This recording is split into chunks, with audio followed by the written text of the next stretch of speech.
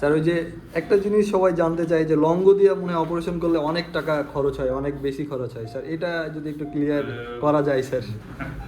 খরচ তো ভালো জিনিস নিলে তো একটু বেশি লাগবে আর কি। আসসালামু আলাইকুম, আমি Asadullah Asad, health plan BD কাজ করি। আজকে আমরা আসছি আলামিন হসপিটালের ওটিতে সার্জারি বিশেষজ্ঞ সহকারী অধ্যাপক ডাক্তার জহুরুল ইসলাম স্যারের সাথে একটু কথা বলবো পাইলস অপারেশন নিয়ে। তো আজকে মেইনলি ডিভাইস দিয়ে যে পাইলস অপারেশনটা হয় সেই অপারেশনটা নিয়ে একটু স্যারের সাথে আলোচনা করবো। স্যার আমাদেরকে পাইলসের ডিভাইস দিয়ে যে অপারেশনটা হয় সেটার বিস্তারিত আলোচনা করবে। চলেন স্যারের সাথে কথা বলি। স্যার আসসালামু আলাইকুম। ওয়ালাইকুম আসসালাম। স্যার ভালো আছেন? জি, আছি আলহামদুলিল্লাহ। স্যার আজকে যে আপনি অপারেশনটা করছেন আমাদের পেশেন্টের, স্যার এই আমরা তো সচরাচর স্যার সবাই কেটে করে অপারেশন, সরাসরি পাইলসের অপারেশন কেটে করে। তো স্যার আপনি আজকে একটা ডিভাইস দিয়ে করবেন, ডিভাইসটার নাম হচ্ছে লঙ্গ। স্যার এই বিষয়ে স্যার একটু আলোচনা করেন স্যার।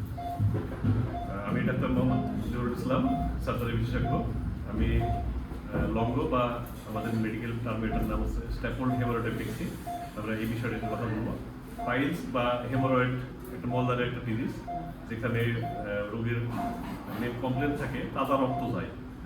সাধারণত এটা পায়খানার পরে বা আগে বা মাঝখানেও যেতে পারে, তাজা রক্ত যায়। এটা হচ্ছে একটা পাইলস বা হেমারয়েড ডিজিজ। এটা 4টা গ্রেড আছে, আমরা 4টা ডিগ্রি বলি। First degree, second degree, third degree, fourth degree. আমাদের এই রোগীটা সেকেন্ড ডিগ্রি হেমারয়েড নিয়ে আসছে। তো আমরা লঙ্গ মেশিন আসার আগে বা এই অপারেশন শুরু করার আগে আমরা কেটে করতাম। কেটে করলে হয় যেটা রোগীদের হচ্ছে যখন পায়খানা কষা হয় বা কোষ্ঠকাঠিন্য হয়, তখন অপারেশন করার পরে 2 বছর 4 বছর পরে সেটা আবার রিকারেন্স হয় অনেক সময়।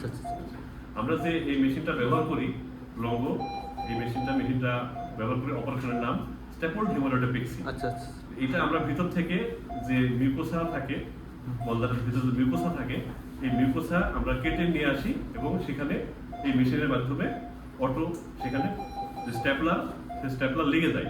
মানে হাত দিয়ে ওই সেলাই করার অপশনটা থাকে না? সেলাই আর অপশন থাকে না, এটা মেশিনের মাধ্যমে স্ট্যাপলারটা লেগে যায়। আমরা এই মেশিনটা ব্যবহার করি আমরা।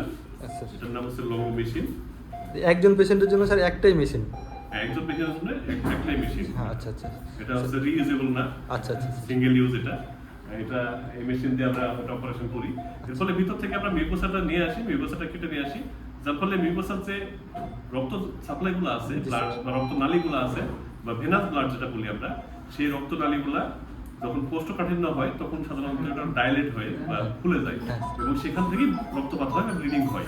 তাহলে আমরা মিউকোসার থেকে পুরাটা কেটে নিয়ে আসি ভিতর থেকে, তখন ভবিষ্যতে এরকম হওয়ার সুযোগ থাকে না, যার ফলে এই ভবিষ্যতে যখন কোষ্ঠকাঠিন্য হলেও বা রিকারেন্স হওয়ার চান্স থাকে না এই অপারেশনটা। স্যার এই রোগীর আগে একবার অপারেশন করেছে, আবার হয়েছে, এটার কারণ কি হতে পারে? এটার কারণ হচ্ছে ওই যে প্রথমে আমি উল্লেখ করছি ওখানে যে কেটে করলে যেটা হয়, আমরা বাইরে যে অংশটা বের হয়ে থাকে, যে পাইলসের যে অংশ একটা রোগীরা বলে যে আমরা বাইরে বের হয়ে যাই, অনেক সময় এমনি পায়খানার পরে ঢুকে যায়, অনেক সময় হাত দিয়ে ঢুকাতে হয়।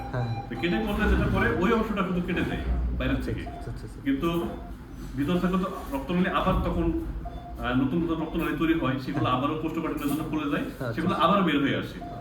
কিন্তু আমরা যে মেশিনটা ব্যবহার করলে আমরা একদম ভিতর থেকে মিউকোসা সহ নিয়ে আসি, এই জন্য ভবিষ্যতে কোষ্ঠকাঠিন্য যদি হয়ও সামান্য, তাহলে আর কোনো অসুবিধা হবে না স্যার। যদি আমাদের পরামর্শ থাকবে রোগীদের প্রতি যে যাতে কোষ্ঠকাঠিন্য না হয়, সেই মানে জীবন ধারণ করা বা জীবন যাপন করা, কোষ্ঠকাঠিন্য হওয়াটা ভালো জিনিস না, কিন্তু একটু হলেও ভবিষ্যতে আর এখানে রিকারেন্স হওয়ার চান্স থাকবে না। স্যার ওই যে লঙ্গ মেশিনটা কি স্যার একটু দেখানো যাবে স্যার আমার দর্শকদের জন্য স্যার? লঙ্গ মেশিনটা একটু খুলে দাও। এটা হচ্ছে আমাদের ভিতরের অংশ, এটা খোলা যাবে না, এটা আমরা না ওটা অপারেশনের সময় স্যার, এটা জাস্ট খালি একটু দেখা যায় এরকম একটা মেশিন স্যার, এটা দিয়ে পাইলসের অপারেশন করা হয়। আচ্ছা স্যার ওই যে একটা জিনিস সবাই জানতে চায় যে লঙ্গ দিয়ে মনে হয় অপারেশন করলে অনেক টাকা খরচ হয়, অনেক বেশি খরচ হয় স্যার, এটা যদি একটু ক্লিয়ার করা যায় স্যার। খরচ তো ভালো জিনিস নিলে তো একটু বেশি লাগবে আর কি। তারপরে আমরা সাধ্যমতো চেষ্টা করি রোগীদের অবস্থা বিবেচনা করে যে আমরা মেশিনের দামটা বেশি লাগলেও আমরা হাসপাতাল বিল একটু কমিয়ে দিয়ে, আমরা সার্জন চার্জ একটু কমাই দিয়ে সেটা কম্প্রোমাইজ করার চেষ্টা করি। আচ্ছা আচ্ছা স্যার।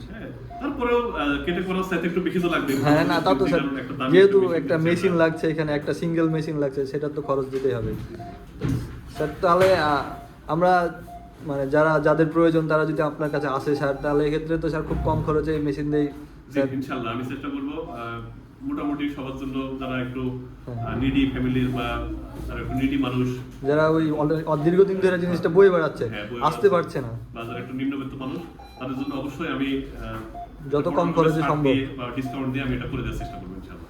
তো ঠিক আছে স্যার, থ্যাংক ইউ স্যার, আপনি স্যার অপারেশনটা করেন তাহলে স্যার। ধন্যবাদ সবাইকে। আসসালামু আলাইকুম।